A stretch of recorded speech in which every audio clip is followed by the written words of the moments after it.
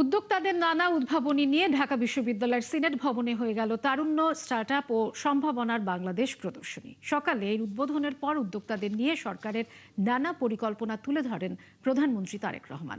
সরকারের এসব উদ্যোগকে বাস্তবসম্মত মনে করছেন উদ্যোক্তারা। বিস্তারিত রায়হান কবিরের প্রতিবেদনে। হার্ট ব্লক হয়ে সার্জারির পরিবর্তে দীর্ঘদিন খাদ্যাভ্যাসে ভাত গম পরিহার করে পরিত্রাণ পেয়েছিলেন ৪০ বছর বয়সী এ উদ্যোক্তা। মঙ্গলবার এসেছেন তার ব্যবহৃত সে বার্লি কাউন জাতীয় পণ্য নিয়ে। দাবি, এসব শরীরের জন্য শুধু পুষ্টি যোগায় না, বরং ওয়েদার রেজিলেন্স পণ্য হিসেবেও ব্যাপকভাবে উপকারী। যখন আমার ব্লক চলে গেছে তখন আমি যখন রিসার্চ করেছি কী কারণে আমি বার্লি খাওয়ার কারণে কীভাবে আমার এটা ডেভেলপ হয়েছে, পরে দেখতেছি যে বার্লির উপরে অলরেডি 40টা ক্লিনিক্যাল ট্রায়াল করে বসে আছে ইউএসডি FDA, এবং বার্লিতে একটা স্পেশাল বিটা গ্লুকেন ফাইবার আছে এবং নর্মালি 100 গ্রামে 16 গ্রাম থেকে 20 গ্রাম ফাইবার থাকে। পরে আমি কুড়িগ্রাম, গাইবান্ধা, তারপরে জামালপুর ওইসব এলাকায় কী করছি, আমি কাউন, বার্লি, মিলেটস এগুলো চাষাবাদ করছি। এই বার্লি এবং কাউন প্রত্যেকটা হচ্ছে তো লো জে প্রোডাক্ট, এগুলো high in fibre, balance protein, balance carbohydrate. আপনাকে খাবেন, আপনার চিন্তা করতে হবে না, কারণ এগুলো প্রিভেন্টিভ প্রোডাক্ট হিসেবে কাজ করে। আর এগুলো ক্লাইমেট রিসিলিয়েন্স প্রোডাক্ট। কেন ক্লাইমেট রিসিলিয়েন্স? কারণ 1 কেজি রাইস আমাদের প্লেটে আসা পর্যন্ত নিয়ারলি 7000 লিটার ওয়াটার লাগে 1 কেজি রাইস, আর এগুলোতে লাগে, কাউন বার্লিতে লাগে মাত্র 200 লিটার, মানে 96% লেস ওয়াটার লাগে। তার মতোই তরুণ আরেক দল উদ্যোক্তা এসেছেন স্বাস্থ্য সেক্টরকে নতুন এক অনন্য চূড়ায় পৌঁছানোর স্বপ্ন নিয়ে। চশমা বলে দিচ্ছে সামনে কি আছে এবং কোথায় কি লেখা আছে। এটা হচ্ছে স্মার্ট গ্লাস। তো এখন যদি আমি করি যে একটা অন্ধ মানুষ যখন পড়বে তখন এটা পড়ার পরে এখানে বলবে যে সামনে কি আছে, ওকে এই স্মার্ট গ্লাসকে জিজ্ঞেস করবে সামনে কি আছে।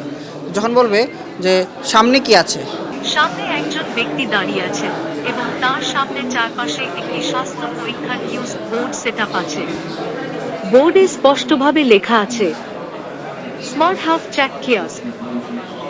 আমরা যদি এই ডিভাইসের উপর দিয়ে হেঁটে যাই তাহলে আমাদের ডান পা এবং বাম পা দুই পায়েরই আমরা একটি পেডোগ্রাফি স্ক্যান দেখতে পাই। তো এই পেডোগ্রাফি স্ক্যানের মাধ্যমে আমরা বুঝতে পারবো যে আমাদের পায়ের তালুতে কোথাও কোনো বিপজ্জনক প্রেশার পয়েন্ট আছে কিনা।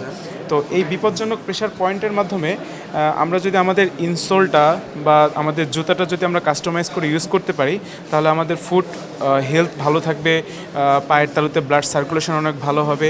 এটার ফলে ডায়াবেটিক পেশেন্টদের যে ফুট আলসার বা গ্যাংগ্রিন হওয়ার যে একটা সম্ভাবনা থেকে থাকে সেটা অনেকটাই কমিয়ে আনা সম্ভব হবে। অনেকেই কাজ করছেন শিক্ষাকে সহজবোধ্য ও আনন্দদায়ক করা নিয়েও। তাদের অভিব্যক্তি, সরকারের এমন সহায়তা সহজ করে তুলবে তরুণদের স্বপ্নকে। চর্চা হচ্ছে, একটা 10 লাখ টাকা গ্র্যান্ট পাইছে সরকারের পক্ষ থেকে। তো এটা অবশ্যই অনেক ভালো একটা উদ্যোগ। শিখো হচ্ছে এডটেক প্ল্যাটফর্ম, 2019 থেকে শিখো যাত্রা শুরু, এবং আজকে বর্তমান সরকার আমাদের প্রিয় তারেক রহমান স্যার যে বক্তব্য রেখেছেন ভ্যাট ট্যাক্সের ব্যাপারটা নিয়ে, সেটা অবশ্যই খুব ভালো এবং আমাদের জন্য খুবই মঙ্গলকর। প্রদর্শনীতে আগত নারী উদ্যোক্তারা সাধুবাদ জানাচ্ছেন সরকারের নারী উদ্যোক্তা ক্ষমতায়নের উদ্যোগকে। আমাদের এখন সমতার যুগে নারী উদ্যোক্তাদের এখন আমাদের সামনে আসাটা খুবই জরুরি, এবং আমি মনে করি এটা হচ্ছে আমাদের যেহেতু সমান অধিকার, আমাদের সবাইকেই একতালে কাজ করা উচিত। নারীদের পিছিয়ে পড়া কিন্তু দেশের পিছিয়ে পড়ারই একটা প্রতিচ্ছবি, এবং আমরা উন্নত বিশ্বগুলোর দিকে যদি তাকাই তাহলে আমরা দেখতে পারবো যে নারীরা সেখানে এগিয়ে আছে বলেই কিন্তু তাদের সমাজ ব্যবস্থা এবং তাদের রাষ্ট্রীয় যে জিডিপির প্রবৃদ্ধি সব কিছুই কিন্তু এগিয়ে আছে। তাই আমরা মনে করি যে সরকারের এই যে সদিচ্ছা এবং যে সুযোগগুলো নারী উদ্যোক্তাদের জন্য এখন তৈরি করছেন বা চিন্তা করছেন, সেটা আসলে আরও প্রসার হওয়া উচিত, এবং সেজন্য আমরা সরকারকে আসলে অভিবাদন জানাই যে এই বিষয়টি তারা মাথায় রেখেছে। উদ্যোক্তাদের ভ্যাট ট্যাক্স কমানো এবং সরকারের সিড ফান্ডিং নিয়ে সন্তুষ্ট তারা। পলিসিগতভাবে আমরা যদি আমাদের কিছু ডিফিকাল্টিস দিকে তাকাই, সো সবচেয়ে বড় যে এটাই ছিল যে আমাদের ফান্ডিং রিলেটেড কিছু ইস্যু ছিল, এবং বাংলাদেশের ফান্ড ইউটিলাইজেশনে যে স্টার্টআপগুলো অনেক সাফার করে। সো আমরা মনে করি এটা খুবই যুগান্তকারী এবং খুবই সময় উপযোগী একটা সিদ্ধান্ত আমাদের জন্য। প্রথমত ফান্ডিংটা আমরা যদি বলি সিড মানে, সেটা আসলে যে কোনো স্টার্টআপের জন্য খুব ইম্পর্ট্যান্ট। বিকজ একটা প্রোটোটাইপ বলতে আমি বুঝেছি কোনো একটা টেকনোলজি আমি তৈরি করলাম, এটা অ্যাকচুয়ালি শুরুতে প্রোটোটাইপ হিসেবে আসে। সেটাকে যখন আমরা প্রোডাক্টে নিয়ে যাব, এটার জন্য সময় যেমন প্রয়োজন, শ্রম প্রয়োজন, অ্যাট দ্য সেম টাইম এর জন্য অর্থায়নও প্রয়োজন।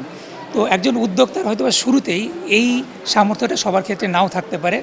সেক্ষেত্রে একটা সিড মানি বা এই ফান্ডিংটা অত্যন্ত ভালো বা গুরুত্বপূর্ণ একটা ভূমিকা রাখতে পারে। সরকারের এমন সহায়তাই উদ্ভাবনের পথকে সুদীর্ঘ করতে পারে বলে আশা এই তরুণ উদ্যোক্তাদের।